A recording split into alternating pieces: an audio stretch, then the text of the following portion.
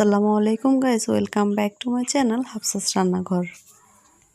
হাফসাস রান্নাঘরে আজকের আয়োজনে রয়েছে একটি ডিম, আধা কাপ সুজি দিয়ে খুবই মজাদার একটি কেক। অল্প কিছু উপকরণ দিয়ে একটি মজাদার কেকটি আজকে আমরা ব্লেন্ডারে করব।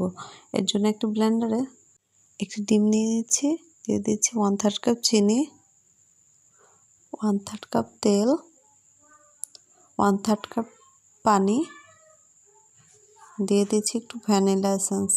আপনারা চাইলে যে কোনো এসেন্সই ব্যবহার করতে পারবেন, তাহলে কেক থেকে সুন্দর একটা ফ্লেভার আসবে।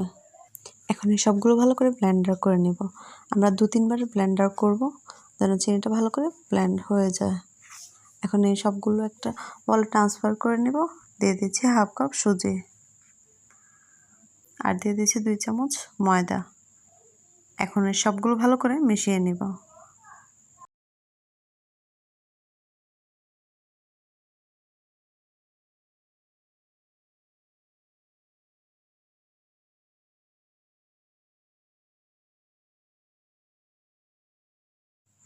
এই অবস্থায় ব্যাটারটা একটু পাতলা থাকবে।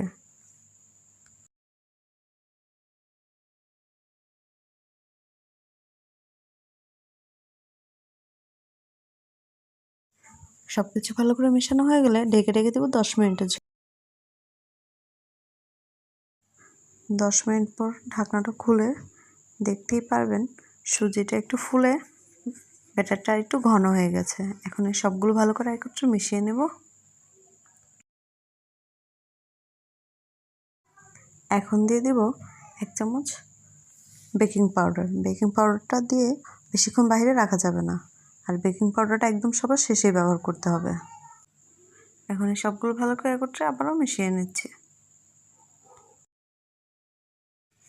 এখন কেকটি বেক করার জন্য আমি একটা মোল্ডে নর্মাল কাগজের তেল ব্রাশ করে দিয়ে দিচ্ছি ব্যাটারটুকু। এখন কেকটি বসানোর জন্য একটা পাতিলে 2টো কাগজ দিয়ে একটা স্ট্যান্ড দিয়ে দিচ্ছি।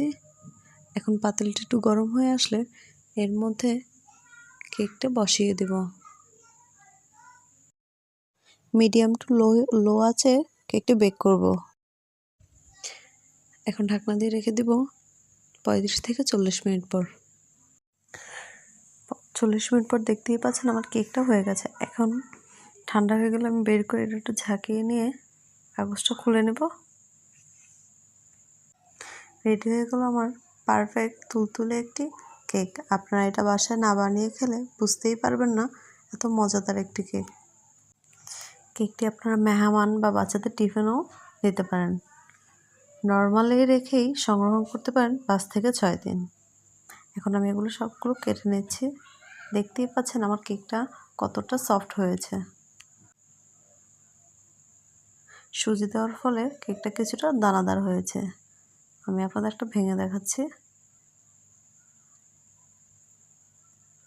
একদম নরম হয়েছে। আমার ভিডিওটি ভালো লাগলে লাইক, কমেন্ট ও শেয়ার করে পাশে থাকবেন। আমার চ্যানেলটি সাবস্ক্রাইব করে দিবেন। ভুল ত্রুটি হলে ক্ষমা দৃষ্টিতে দেখবেন। আবারও দেখা হবে অন্য কোনো ভিডিও নিয়ে। সবাই ভালো থাকবে। আসসালামু আলাইকুম।